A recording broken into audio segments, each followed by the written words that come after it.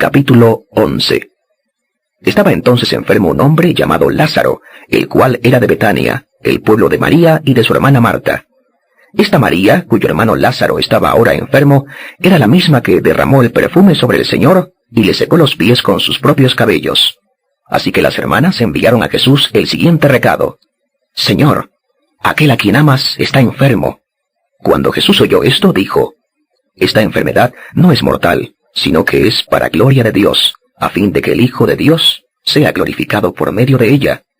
Jesús amaba a Marta y a su hermana y a Lázaro. Sin embargo, cuando oyó que Lázaro estaba enfermo, se quedó 2 días más donde estaba. Después dijo a sus discípulos: Regresemos a Judea. Pero, Rabí, le dijeron ellos, hace muy poco que los judíos intentaban apedrearte, ¿y aún así quieres regresar allá? Jesús respondió: ¿No son 12 las horas en que es de día? El que anda de día no tropieza, porque ve con la luz que ilumina este mundo. Cuando anda de noche, es cuando tropieza, porque entonces no tiene luz. Después de decir esto, añadió: Nuestro amigo Lázaro se ha dormido, pero yo voy allá a despertarlo. Sus discípulos respondieron: Señor, si está durmiendo se pondrá mejor. Jesús les estaba hablando de su muerte, pero sus discípulos pensaron que se refería al sueño natural. Entonces les dijo ya francamente: Lázaro está muerto, y me alegro por ustedes de no haber estado allí para que así crean. Pero vayamos a él. Entonces Tomás, el llamado Dídimo, dijo a los demás discípulos: Vamos también nosotros para morir con él. A su llegada, Jesús halló que Lázaro llevaba ya 4 días en la tumba. Betania estaba a unos 3 kilómetros de Jerusalén, y habían venido muchos judíos a casa de Marta y de María a consolarlas por la pérdida de su hermano. Cuando se enteró Marta de que venía Jesús, salió a su encuentro, pero María se quedó en casa. Señor, le dijo Marta a Jesús, si hubieras estado aquí, mi hermano no se habría muerto, pero ya sé que aún ahora te concederá Dios cualquier cosa que le pidas. Jesús le dijo: Tu hermano resucitará. Marta respondió: Ya sé que resucitará en la resurrección del último día. Le dijo Jesús: Yo soy la resurrección y la vida. El que cree en mí, vivirá, aunque muera, y todo el que vive y cree en mí, no morirá para siempre. ¿Crees esto? Sí, Señor, le dijo ella. Creo que tú eres el Cristo, el Hijo de Dios, el que tenía que venir al mundo. Y después de decir esto, regresó a su casa, llamó aparte a su hermana María y le dijo: El maestro ha llegado y pregunta por ti. Cuando María oyó esto, se levantó inmediatamente y se fue hacia él, pues no había entrado aún Jesús en el pueblo, sino que permanecía todavía en el lugar donde Marta le había salido al encuentro. Cuando los judíos que habían ido a casa de María a darle el pésame se dieron cuenta de su rapidez en levantarse y salir, se fueron tras ella, suponiendo que se iba a la tumba para llorar allí. Cuando María llegó al lugar donde estaba Jesús y lo vio, se echó a sus pies y le dijo: Señor, si tú hubieras estado aquí, mi hermano no se habría muerto. Al verla a Jesús llorar, y a los judíos que habían venido juntamente con ella, también llorando, se conmovió profundamente y se estremeció. ¿Dónde lo han puesto?, preguntó. Señor, ven y lo verás, le respondieron. Jesús lloró. Decían pues los judíos: Miren cómo lo amaba. Pero algunos de ellos decían: El que le abrió los ojos al ciego, ¿no podría también haber hecho que este hombre no se muriera? Jesús, conmoviéndose otra vez, llegó a la tumba. Era una cueva cubierta con una piedra grande. Retiren la piedra, dijo Jesús. Dícele Marta, la hermana del difunto: Señor, ya hay mal olor, pues lleva 4 días muerto. Entonces Jesús le dijo: ¿No te dije ya que si crees, verás la gloria de Dios? Así que retiraron la piedra. Jesús alzó los ojos al cielo y dijo: Padre, gracias te doy porque me has escuchado. Ya sabía que siempre me escuchas, pero lo he dicho en beneficio de la gente que está aquí presente, a fin de que crean que me has enviado tú. Dicho esto, clamó en voz alta: Lázaro, sal de ahí. Salió el muerto atado de pies y manos con vendas, y el rostro cubierto con un sudario. Jesús les dijo: Quítenle la mortaja y dejen que se vaya. Así que muchos de los judíos que habían venido a visitar a María y habían visto lo que Jesús acababa de realizar, creyeron en él.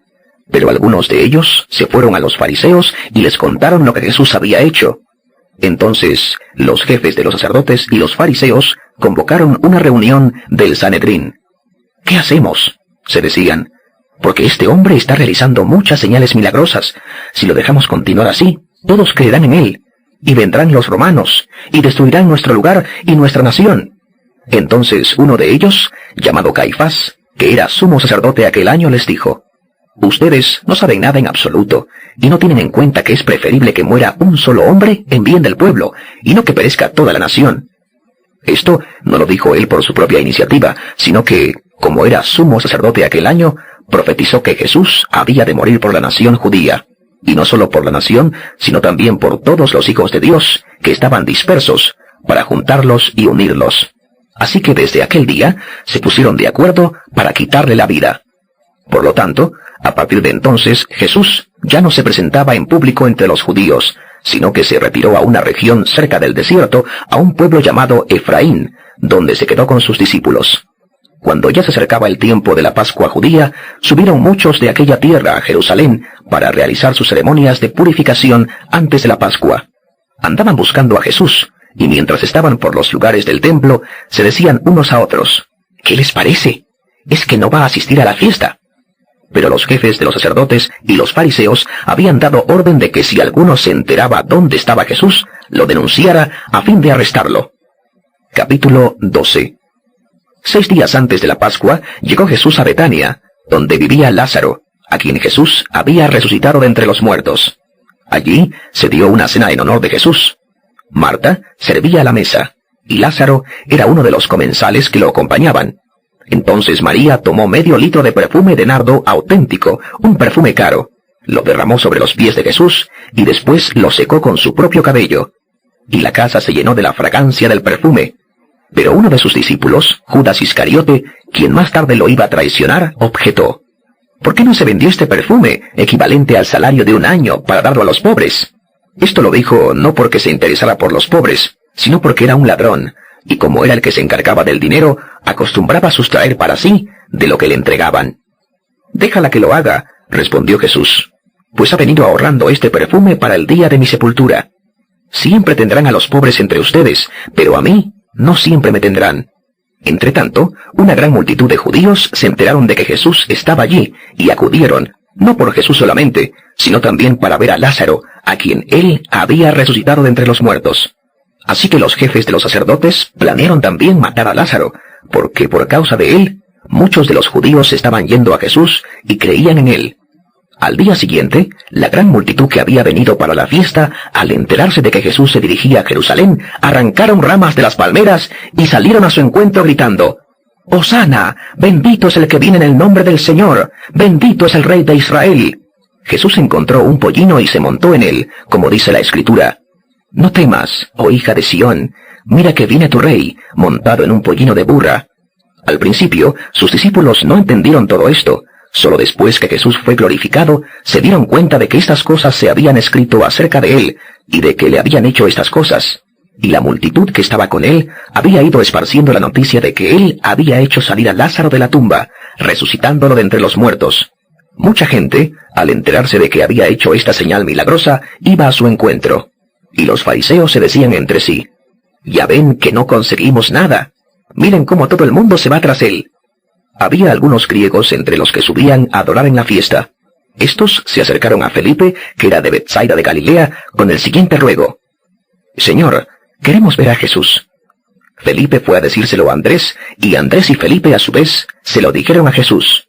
Jesús contestó: «Ha llegado la hora en que el Hijo del Hombre va a ser glorificado. De veras les aseguro que si el grano de trigo no cae en tierra y muere, se queda él solo. Pero si muere, produce muchos otros granos. El que ama su vida, la perderá, mientras el que aborrece su vida en este mundo, la guardará para vida eterna. Todo el que está a mi servicio tiene que seguirme, y donde yo estoy, allí estará también mi servidor. Al que me sirve, mi Padre lo honrará. Ahora mi corazón está turbado, ¿y qué voy a decir? Padre, sálvame de esta hora. No, porque precisamente por esta razón he llegado a esta hora. Padre, glorifica tu nombre». Entonces se oyó una voz del cielo: «Lo he glorificado ya, y lo volveré a glorificar». La multitud que estaba presente y lo oyó decía que había sido un trueno, otros decían que le había hablado un ángel. Dijo Jesús: esta voz no ha venido por mí, sino para beneficio de ustedes.